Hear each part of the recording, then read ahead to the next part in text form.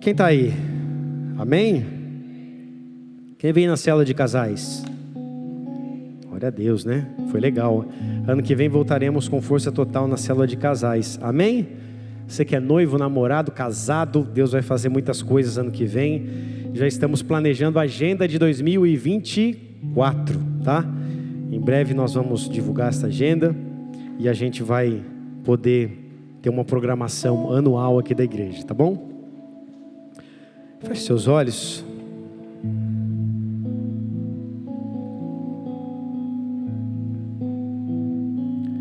Pai querido e amado, nós te agradecemos e te louvamos pelo teu amor e graça. Reconhecemos o teu senhorio, a tua grandeza sobre nós, Pai. E te pedimos, fala conosco. Tu és bom em todo tempo. O Senhor está no meio do teu povo, realizando sinais. O Senhor está sempre falando aos nossos corações. Estamos aqui, Jesus, dependendo de Ti, para que mais uma vez o Senhor fale conosco.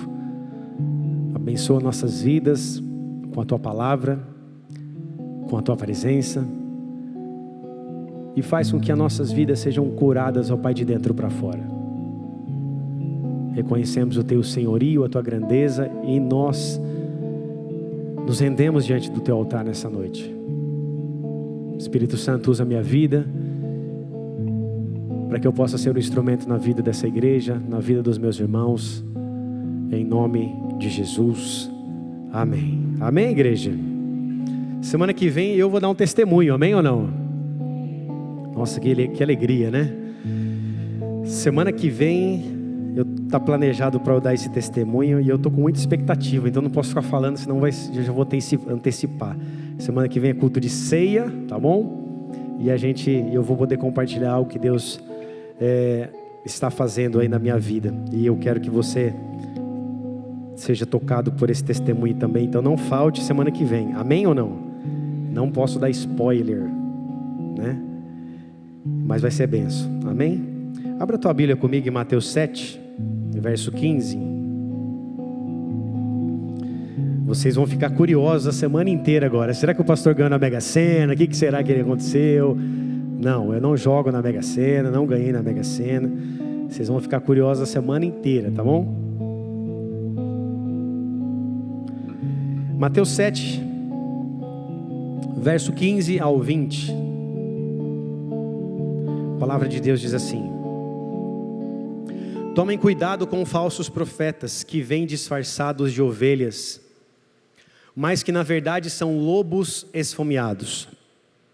Vocês os identificarão por seus frutos. É possível colher uvas de espinhos ou figos de ervas daninhas? Da mesma forma, a árvore boa produz frutos bons, e a árvore ruim produz frutos ruins. A árvore boa não pode produzir frutos ruins, e a árvore ruim não pode produzir frutos bons.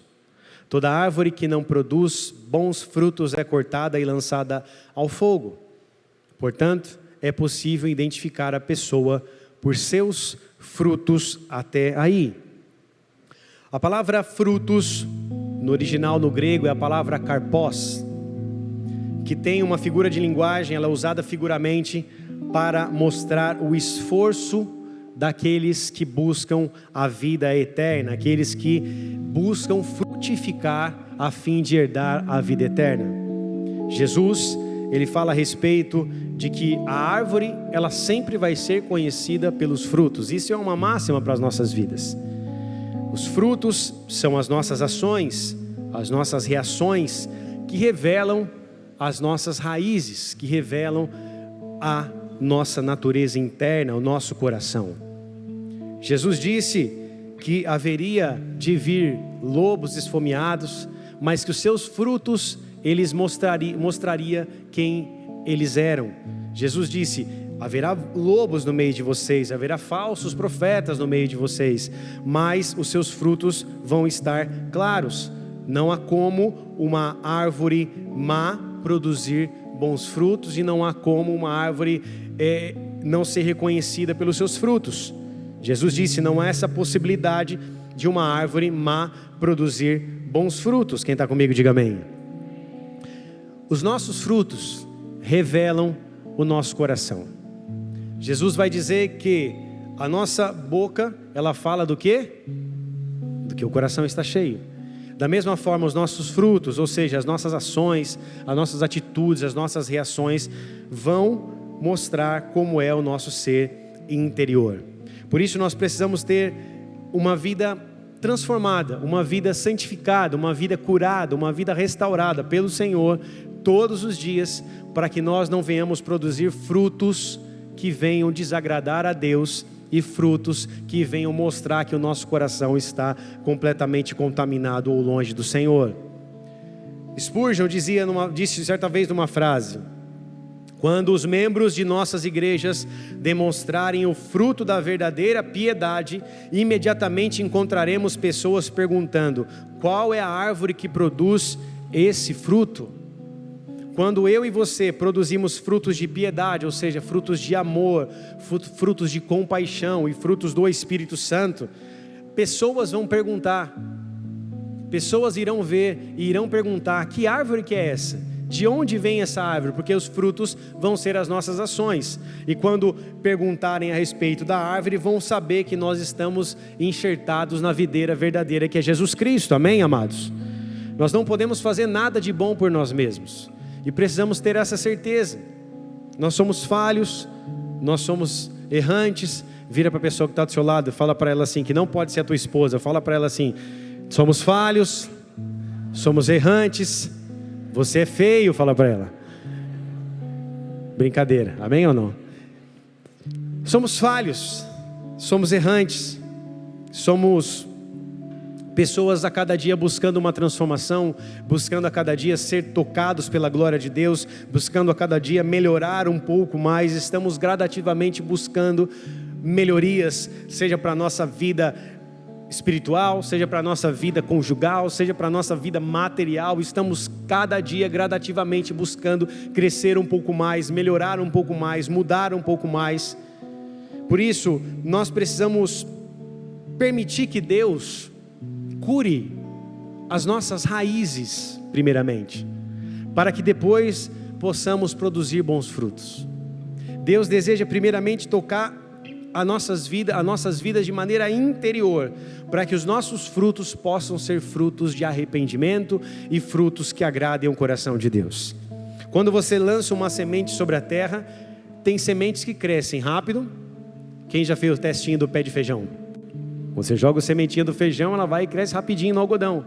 Mas tem sementes que duram, ou melhor, que demoram até mesmo de 5 a 7 anos para crescer um broto, segundo pesquisas que o biólogo Rodolfo Santos fez hoje.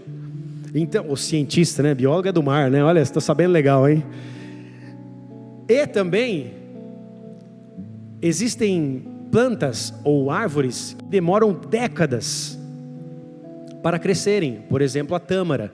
A tâmara, muito conhecida como uma fruta de Israel, demora entre 70 a 100 anos para frutificar.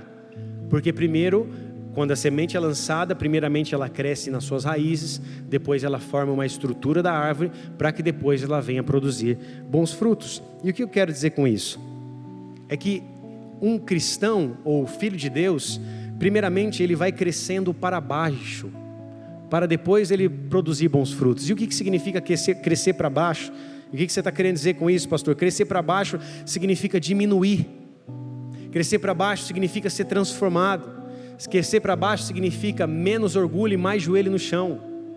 Crescer para baixo significa se fundamentar nos fundamentos de Cristo, colocar a tua vida nos fundamentos de Cristo, na rocha que é Jesus Cristo e na palavra. Crescer para baixo significa, como João Batista disse, é necessário que Ele cresça e que eu diminua. Quem está comigo, diga amém. Crescer para baixo, amados, é permitir que Deus venha curar as nossas raízes, é permitir que Deus venha tocar o nosso ser interior. E isso é o mais difícil, porque são coisas que ninguém conhece, que não aparece e que muitas vezes nós não queremos expô-las, colocar para fora, expor tudo isso. Mateus capítulo 3, do 7 ao 9, o mesmo João Batista vai dizer o seguinte, pode pôr na versão RA, por favor, esse texto?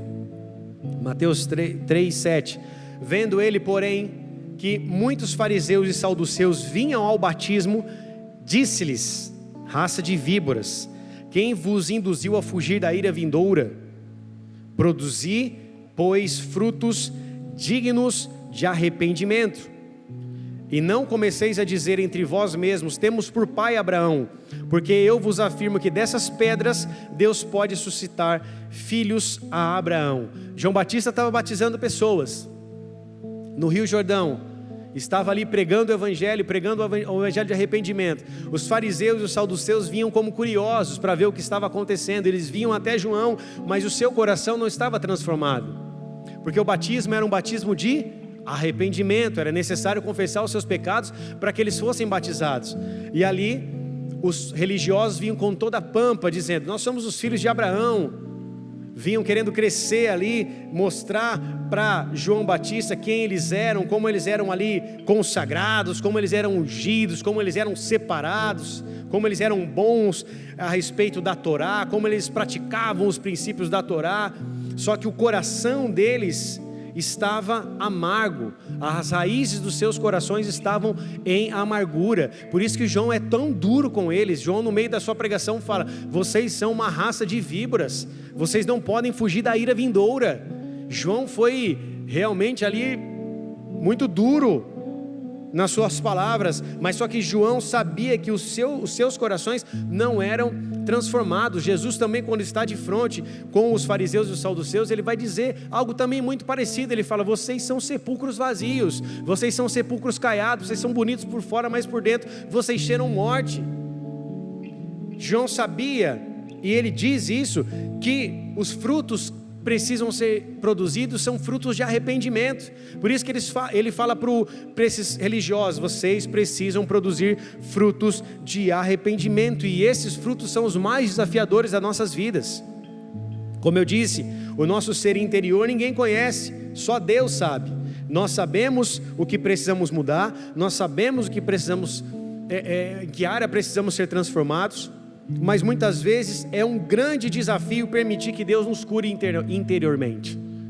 É um grande desafio muitas vezes permitir que Deus toque nas nossas feridas internas, que estão muitas vezes trancadas em 7 chaves dentro de um baú, com um segredo nunca revelado para ninguém. E para que eu e você sejamos completamente restaurados pelo poder da palavra, pelo poder dos céus, pelo poder do alto, há uma necessidade de que Deus cure as nossas raízes. Hebreus capítulo 12 vai dizer sobre isso. Hebreus 12, capítulo 12, verso de número 14. Olha o que a Bíblia diz, vamos ler até o 15. Segui a paz com todos e a santificação, sem a qual ninguém verá o Senhor, atentando diligentemente, porque ninguém seja faltoso, separando-se da graça de Deus, e nem haja alguma raiz de amargura que brotando vos perturbe, e por meio dela muitos sejam contaminados. Deixa esse versículo aí, por favor. Amados, olha a gravidade disso. Primeiro ele vai dizer, o escritor de Hebreus: sigam em paz com todo mundo. Vira para a pessoa que está do seu lado e fala para ela assim: aqui é paz e amor e alegria no Espírito Santo. Amém ou não? Tem gente que se esforça para viver em paz, e tem gente que ama viver na guerra. Eu escolhi meu lado, e eu escolhi viver em paz. A minha mãe, que já está com o Senhor, sempre quando ela tinha um problema com alguém, ela não dormia direito. Ela ficava mal demais quando ela tinha uma situação ruim com alguém. E ela, enquanto ela não resolvia aquela situação, ela não ficava tranquila. Então ela buscava viver em paz com todo mundo. E eu aprendi isso com a minha mãe. Eu busco viver em paz com todos. Lá no meu trabalho eu brinco com todo mundo, dou risada com todo mundo, tenho um bom relacionamento com todo mundo. Já são 17 anos na mesma empresa. E viver em paz é extremamente importante para que você possa prosperar em todos os seus caminhos. Tem pessoas que entram no trabalho na primeira semana, já está falando mal do chefe, já está brigando com o cara do segundo turno, do terceiro, ou com o companheiro de mesa, ou com o cara da outra área. Tem pessoas que não se esforçam para viver em paz. Ela sempre está buscando um motivo para viver em guerra. ela sempre está buscando um motivo para arrumar confusão, mas só que isso tem uma raiz, e a raiz de amargura. Porque se há um fruto sendo produzido, é porque há uma raiz. Então, primeiramente Deus quer tocar nossas raízes para que os nossos frutos sejam transformados. Porque se a raiz de uma árvore estiver contaminada, ela não vai conseguir produzir bons frutos. Vocês estão aí? Amém, igreja? Por isso, buscar viver em paz com todo mundo, isso faz bem para as nossas vidas. E buscar viver em paz, muitas vezes você vai ter que relevar muitas coisas, deixar passar algumas. Sabe quando você está no trânsito, e aí o cara te fecha, já chega mostrando o dedo do meio, te xingando? Deixa ele passar, se ele está atribulado, o problema é dele. Agora, muitas vezes nós somos movidos ou motivados a fazer algo pelos problemas dos outros. E essa é uma grande chave. Porque se você se move, se motiva ou reage por problemas que não são seus, significa que algo no teu coração precisa mudar. Porque quando estamos dentro de um contexto de paz, quando estamos bem com Deus e bem com nós mesmos, as situações exteriores não têm o poder de nos abalar internamente. As situações de fora não têm o poder de nos abalar internamente. Eu não estou dizendo que você não pode ficar triste com situações, não estou dizendo que você não pode ficar chateado com situações, eu estou dizendo sobre abalo emocional, que é muito diferente de tristeza. Abalo emocional é aquilo que te bloqueia, abalo emocional é aquilo que te prende, abalo emocional é aquilo que te escraviza. Tristeza todo mundo tem. Semana passada o São Paulo tomou 5 do Palmeiras, eu fiquei chateado, amém ou não? Tristeza e chateação todo mundo passa, só que abalo emocional é outra coisa completamente diferente. Deus não nos fez e não nos formou para que a gente viva abalado, porque Ele disse que se nós estivéssemos sobre a rocha, viria sobre nós vento, chuva e tempestade, e nós não seríamos abalados. Vocês estão aí? Amém, igreja? Por isso, amados, precisamos viver em paz com todos, nos esforçar para isso, para ter paz com nossos pais. Se você mora com seus pais, ter paz com seus pais. Se você não mora, ter paz com a sua sogra. Você precisa se esforçar para isso. Muitas vezes não é fácil, sim ou não? A minha sogra é uma bênção, mas eu sei que tem sogra, né, que realmente não é fácil. Mas você tem que se esforçar para ter paz com todo mundo. Aí você revela o seu fruto, porque nós vamos chegar lá, porque um dos frutos do Espírito Santo é a paz. Por isso nós não podemos permitir, amados, que situações exteriores venham continuamente nos abalar, continuamente nos entristecer, continuamente fazer com que a nossa cabeça e a nossa mente e o nosso coração seja transtornado por essas situações. O escritor de Hebreus vai dizer: atentando diligentemente, porque ninguém seja faltoso, separando-se da graça de Deus. Se atente para não se separar da graça, e nem haja alguma raiz de amargura. A palavra amargura no grego é a palavra pícria ou picria, que significa tristeza profunda ou ódio. E olha que interessante, amargura, segundo o original do grego, é tristeza profunda ou ódio. Raiz de amargura, ela fomenta a cultura do ódio. E infelizmente nós estamos vivendo dentro de um contexto no mundo de uma cultura do ódio. E você vê isso na internet. Na internet você vê essa cultura do ódio sendo implementada. Você vê a cada dia pessoas atrás de uma tela de um computador, da tela de um celular, metralhando as outras, desejando morte para as outras, sendo duras no seu falar. Só que isso, ou no seu escrever, mas isso mostra a condição de um coração amargurado. Então quando você olha uma pessoa na internet querendo arrumar confusão, ou uma pessoa tentando denegrir a imagem da outra, ou uma pessoa tentando ali matar a outra com as suas palavras, isso significa que dentro dela há uma raiz de amargura que está sendo colocada para fora. E essa cultura de ódio tem matado muitas pessoas. Muitas pessoas têm até mesmo tirado as suas próprias vidas, se suicidado, por comentários que ouviram na internet, por opiniões que elas ouviram de pessoas que trouxe sobre elas um peso muito grande que elas não souberam administrar emocionalmente, ao ponto de tirarem até mesmo a sua própria vida. E Satanás tem usado da cultura do ódio para levar pessoas para o inferno. Satanás tem usado dessa cultura do ódio, que é uma cultura dele, obviamente, porque o seu papel é matar, roubar e destruir. Então a cultura do ódio tem nome, é Satanás. E ele tem usado dessa cultura para tentar arrebentar com pessoas, a fim de levá-las para o inferno. E nós não podemos fazer parte disso.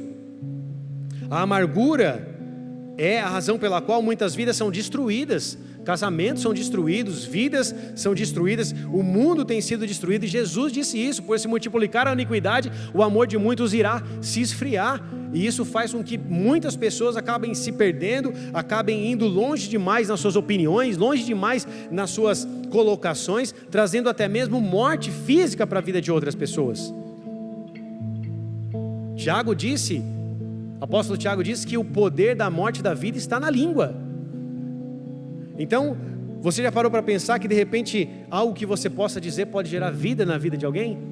Ou algo que você disser também pode gerar morte na vida de alguém?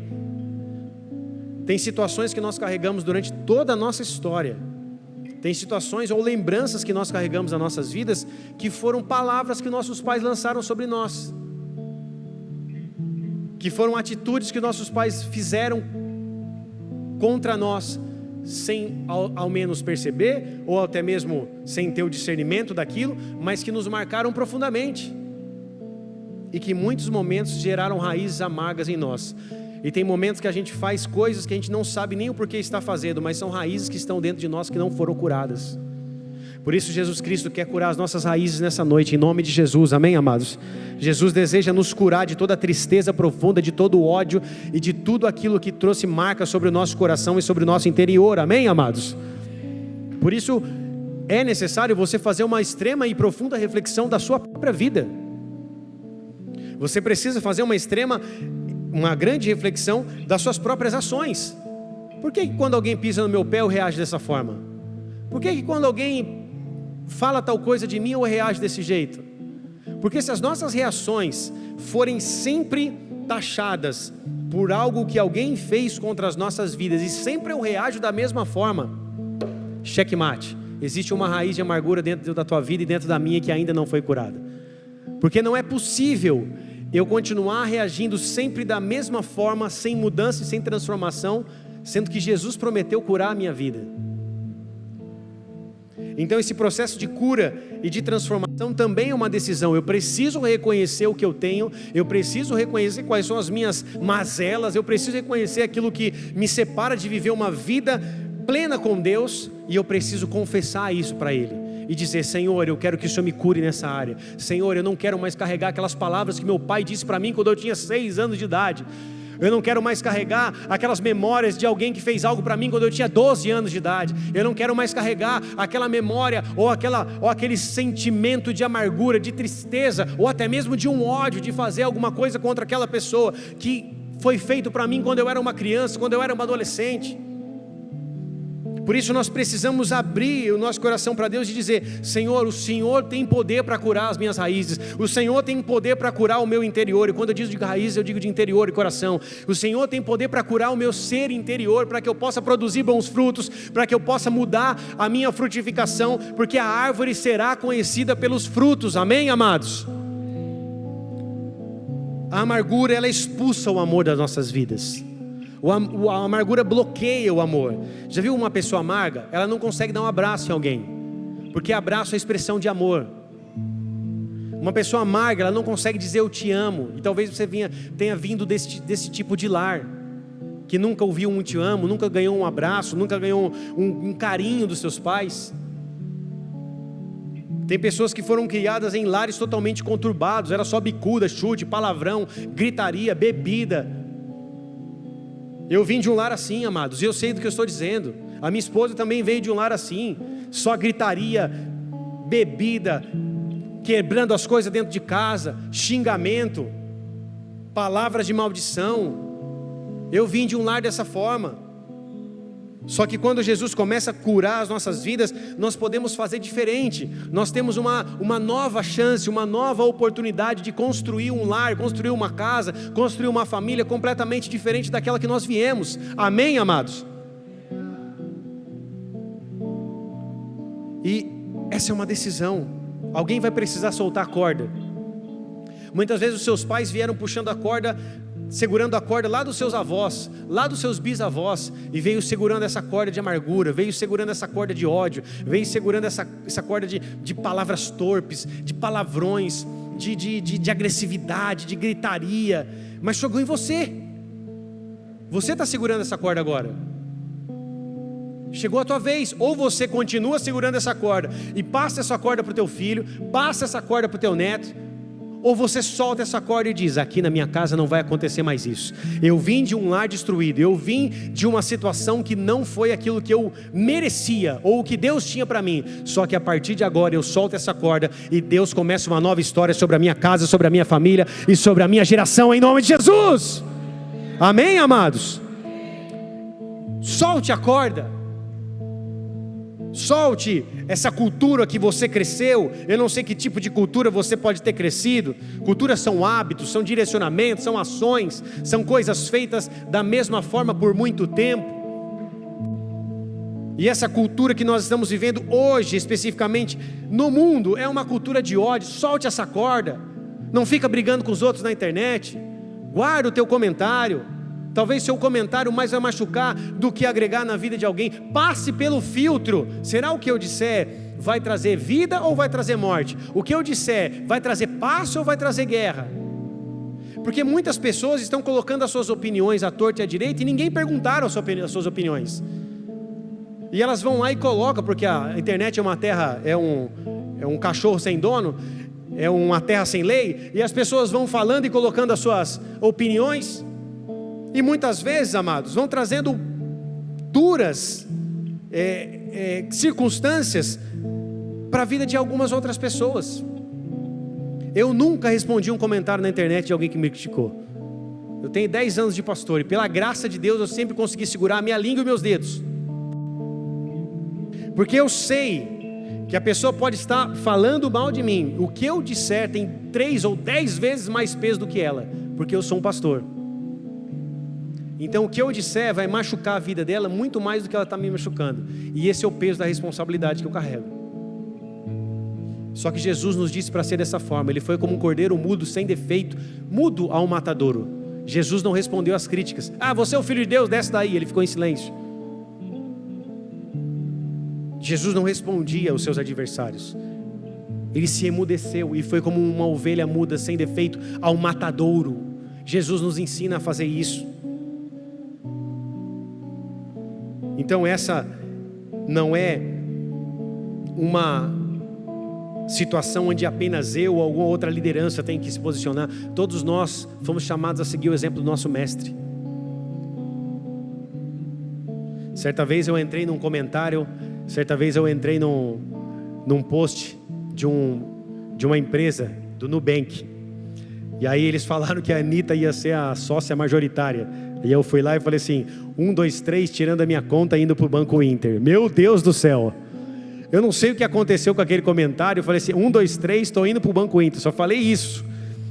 Começaram a me metralhar na internet.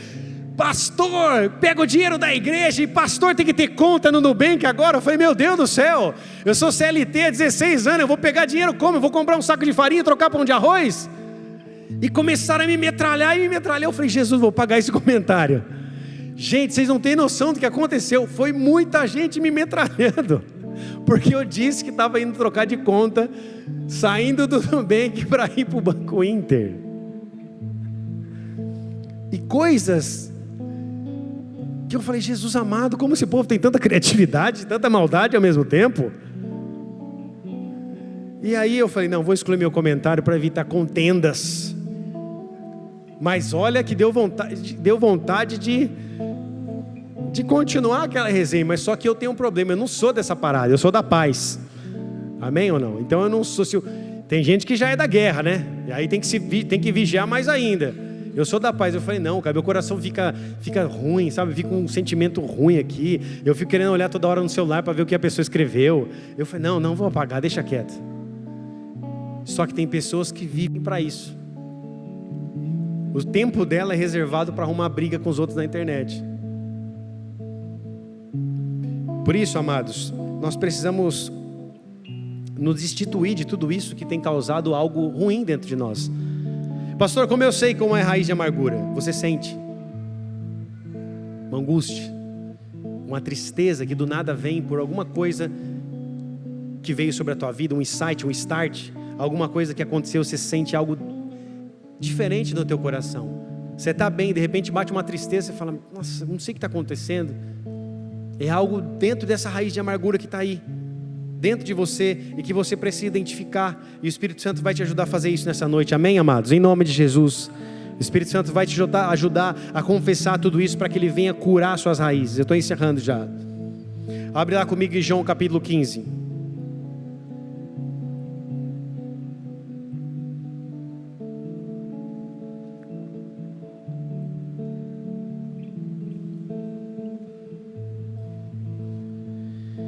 Verso 1 ao 8. Eu sou a videira verdadeira e meu pai é o agricultor. Todo ramo que estando em mim não der fruto, ele corta, e todo o que dá fruto, limpa, para que produza mais fruto ainda. Vós já estáis limpos pela palavra que vos tenho falado. Permanecei em mim e eu permanecerei em vós. Preste atenção, como não pode o ramo produzir fruto de si mesmo, se não permanecer na videira? Assim, nem vós o podeis dar, se não permanecerdes em mim. Eu sou a videira e vós sois os ramos. Quem permanece em mim e eu nele, esse dá muito fruto, porque sem mim nada podeis fazer. Se alguém não permanecer em mim, será lançado fora, à semelhança do ramo, e secará, e o apanham, lançam no fogo e queimam. E se permanecerdes em mim, e as minhas palavras permanecerem em vós, pedirei o que quiserdes, e vos será feito. Nisto é glorificado meu Pai, em que deis muito fruto, e assim vos tornarei os meus discípulos. Amém, amados? Jesus separa em 2 pontos aqui, os que dão frutos e os que não dão frutos. Os que não dão frutos, Ele separa e corta, é o que a Bíblia diz. O que significa separar e cortar? Se Jesus está dizendo, começando a falar, no capítulo 15, no verso 1, Ele fala, eu sou a videira, e vós sois os ramos. Ele está dizendo, Ele corta de onde? Da videira, da presença dEle. Quem não produz, Ele corta da presença dEle. Porque aquele que frutifica precisa estar nele, precisa estar na presença dEle. Então o que dá fruto, Ele limpa, a Bíblia fala.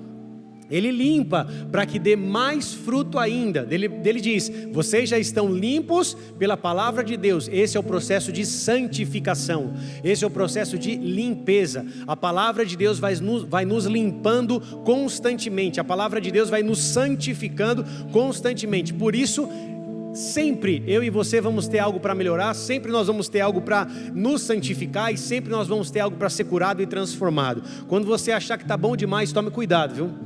Porque o orgulho é o que precede a queda. Quando você acha que não precisa de ajuda, que não precisa de ninguém, que você é o bonzão, que o seu carro é vermelho, que você não precisa de espelho para se pentear, se você acha que é o bonitão, tome cuidado, porque aí é o perigo da queda, aí é o perigo do abismo, e o abismo chama outro abismo. E quando começa com orgulho, eu sou bom demais, olha como eu prego, olha como eu canto, olha como eu dou mortal, olha como eu viro bicicleta no ar. Quando começou a se achar demais, esse é o problema da queda. Muitas pessoas não percebem que há uma linha muito tênue entre você viver em humildade e você estar perto da queda, que é o orgulho. Então Jesus nos ensina a respeito de uma vida de humildade. Jesus nos ensina sobre uma vida de serviço. Agora, quando eu estou demais, nossa, olha como eu flutuo, olha só como eu tenho nuvens no pé, olha como eu faço, como eu sou, como eu produzo, olha como eu sou o cara no meu trabalho. Sem eu na minha empresa, ninguém faz nada. Quando nós começamos a nos achar demais, esse é o grande problema, para que a gente possa ser, em alguns momentos ali, viver um tropeço que nos cause queda, que nos cause ali até mesmo o arrebentar da cara. Por isso Deus nos chama para viver em humildade. Amém ou não? Vira a pessoa que está do seu lado e fala para ela assim, abaixa a bola. Amém ou não? Põe a bola no chão, toca a bola. Não fica se achando demais. O fruto que é limpo, o ramo que é limpo, ele vai sendo a cada dia mais limpo, e cada dia vai sendo mais transformado. E essa precisa ser a disposição do nosso coração. Jesus, me transforma a cada dia. Senhor, me transforma a cada dia. Paulo dizia assim: miserável homem que sou, quem me livrará do corpo dessa morte? Graças a Deus que o Senhor Jesus Cristo veio sobre a minha vida. Paulo tinha essa consciência de que sem Cristo, sem a palavra, ele não era nada. Ele precisava a cada dia ser transformado, ser limpo e ser curado por essa presença gloriosa de Jesus. E é isso que nós precisamos, amém, amados? Porque sem Ele nós não podemos fazer nada. O verso 5 ele vai dizer: eu sou a videira e vocês são os ramos. Ao verso 5: eu sou a videira e vocês são os ramos. Quem permanece em mim e eu nele, esse dá muito fruto, porque sem mim nada podeis fazer. Quando nós estamos nele, nós vamos produzindo bons frutos, porque Ele tem a capacidade de curar nossas raízes. Ele tem a capacidade de mudar a nossa história. Ele tem a capacidade de fazer com que a nossa vida seja completamente transformada. Só que isso é uma decisão. Olha para alguém bonito que está do seu lado. Se você não encontrar, pode ser essa mesma que está aí. E diga para ela assim: a mudança, a conversão é uma decisão tua. Amém, amados? Tem pessoas que falam: nossa, eu quero tanto, pastor, eu quero tanto mudar, eu quero tanto, mas eu não consigo. É uma decisão. É uma decisão diária, amados. Que todos nós que aceitamos Jesus e estamos caminhando com Ele, precisamos a cada dia ser transformados. Não há ninguém aqui melhor do que o outro. Nós estamos dentro da mesma arca, dentro do mesmo barco, buscando o mesmo Deus, adorando o mesmo Deus, mas cada um está dentro do seu processo. E dentro desse processo nós precisamos a cada dia abrir os nossos corações para que Deus venha e nos transforme, para que Deus venha e nos cure, para que Deus venha e arranque todas essas raízes de ódio, de tristeza profunda e de situações que nos causam angústia e que ferem o nosso interior e consequentemente os nossos frutos e as nossas obras. Paulo vai dizer aos Gálatas a respeito dos frutos que o Espírito Santo produz.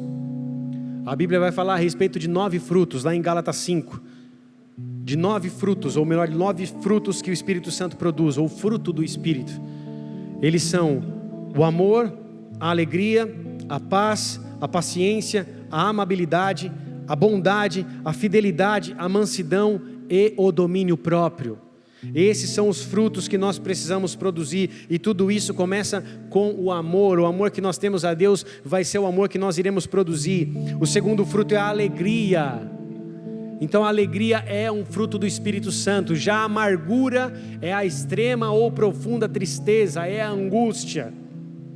Por isso nós precisamos ser livres de toda a amargura, de toda a raiz de tristeza profunda, para que a alegria do Espírito Santo e a alegria do Senhor opere sobre nós. Amém, amados?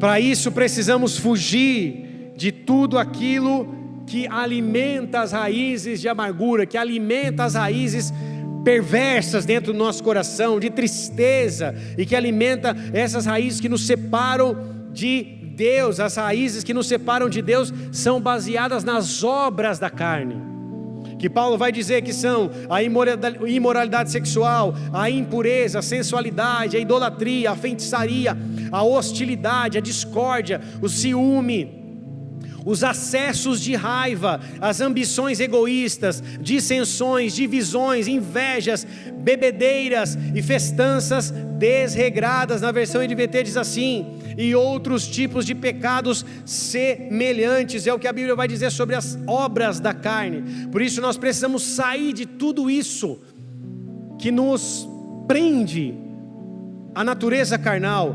Precisamos dizer não a tudo isso para que nossos frutos sejam diferentes, porque a árvore má não pode produzir bons frutos. Puxa, eu estou vivendo dentro da imoralidade sexual, eu estou vivendo dentro da sensualidade, dentro da idolatria, dentro dos acessos de raiva. Como que eu vou produzir bons frutos? sendo que eu estou dentro de um contexto de obras da carne. Agora, quando eu estou no carpós de Deus, quando eu estou vivendo os frutos do Espírito, que é o carpós, quando eu estou vivendo amor, quando eu estou vivendo alegria, quando eu estou buscando viver em paz com todos, quando eu estou vivendo paciente, buscando a paciência, quando eu sou amável, quando eu estou buscando viver em bondade, ser fiel a Deus, quando eu busco a mansidão e o domínio próprio, a Bíblia diz que contra essas coisas não há lei. E quando eu busco produzir esses bons frutos, isso significa que a minha raiz dentro do meu coração, as minhas raízes já estão sendo curadas, amém, amados? Quanto mais eu e você buscamos os frutos do Espírito Santo, mais as nossas raízes vão sendo transformadas e mais as nossas raízes vão sendo curadas.